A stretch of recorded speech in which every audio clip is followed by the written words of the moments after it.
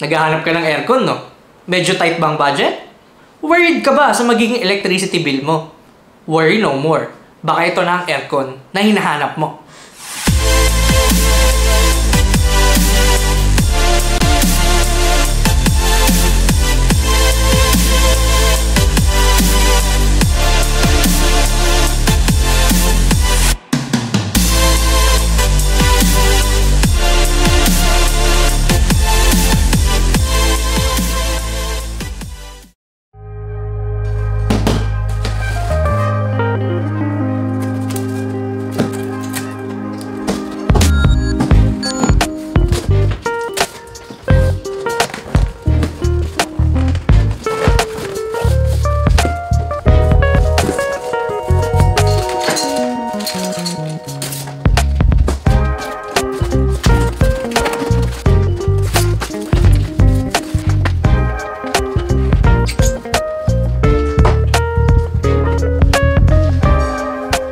Gagastos ka lang ng 25 pesos a day with Carrier Optima Green non-inverter window type aircon. Meron kasi itong energy savings plug technology.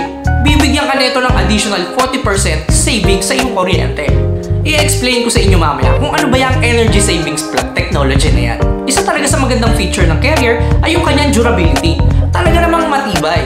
As you know, kung nag-research na kayo, ang Carrier brand, it's been here for more than 100 years na. So lahat ng aircon ni Carrier, makakasigurado kayong maganda yan at matibay. Etong Carrier Optima Green ay dumaan sa 19 stages ng quality assurance testing. High quality rin ang mga materials na ginagamit niya para siguradong weatherproof ang inyong aircon. Meron siyang hydrophilic coating para yung mga moisture o yung mga tubig na nagpo-form ay dumudulas lang at hindi kumakapit. Para ma-prevent nito yung pamumuo ng mga molds. Yung mga molds kasi na yan, yun yung dahilan kung bakit nakasisira agad yung aircon natin. Pangalawa, fully painted yung kanyang body chassis. Siyempre, pine-prevent nito, hindi kalawangin yung ating aircon. At kung makikita ninyo, talagang high quality at makapal yung kanyang mga coils. Hindi ito basta-basta mag-rupture, kahit pa merong high pressure. Plus, syempre, mas matagal ang buhay na ito. So, isa pa sa nagustuhan ko sa aircon na to, yung kanyang vents o kung saan lumalabas yung hangin. So, malaki yung opening ng kanyang vent which gives you 20% more air distribution. 20% more na mas maganda yung buga niya ng hangin. And syempre, meron siyang multi-pore filter. Filter niya yung mga dust at kung ano-ano pang air impurities. Kung sa mga narinig ninyo, okay na kayo ron at gusto nyo na agad bumili ng aircon na to, huwag kayong mag-alala, ipopost ko yung link dito sa comment section natin. So, ito na rin yung isa pang magic question. Magkano ba siya? So, ang SRP na ito mga tol is 21,300 pesos lang. So, talagang very affordable siya for a 1 horsepower na aircon.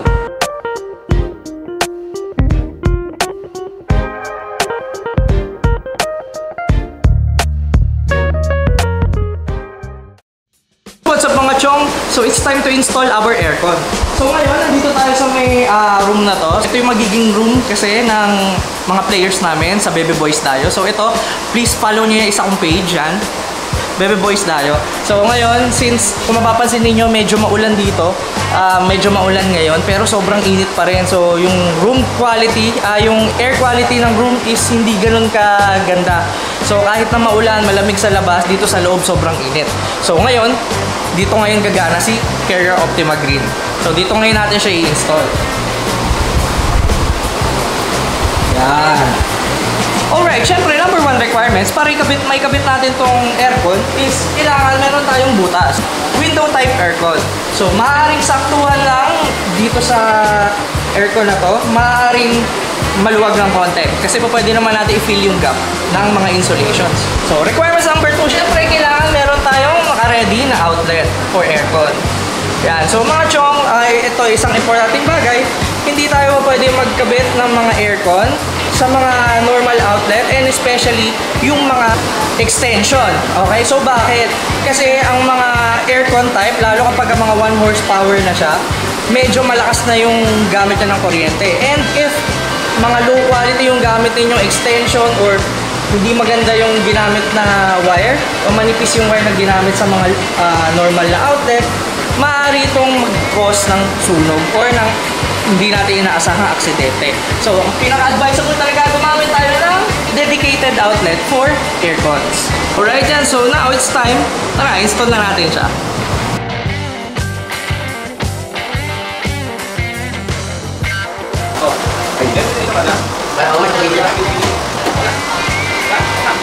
Alright mga chong, so as you can see, medyo malaki talaga yung butas ng aircon natin kasi yun natin nakalagay dito is talagang malaking aircon. Pero okay lang naman to na may uwang siya na ganyan mga chong kasi nga pwede naman natin siya takpan ng insulation.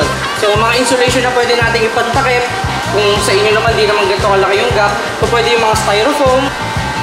So mga chong, ito yung sinasabi ko sa inyo kanina, yung energy savings plug na tinatawag. Okay, so isa tong feature ng aircon na to in which na meron siyang built-in na plug. Ayan. Okay, maliban pa dito sa mismong aircon plug niya.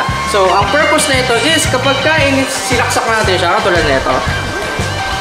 Ayan, so kapag sinaksak natin siya dito sa outlet, ayan, so pwede kayong magsaksak ng electric fan dito. So, para saan yun? Ngayon, yung aircon natin, meron tong timer, di ba? Okay, so yung mga nag-set kayo ng timer for 2 hours, okay? After 2 hours, mag-turn off yung aircon dahil nga pag napalamig niya na yung room. Okay, tapos yung nakasaksak ng electric fan dito, kusa siyang mag-turn on para mapanatili niya yung lamig ng kwarto. Okay, so ingenious design, di ba? Simple but genius design.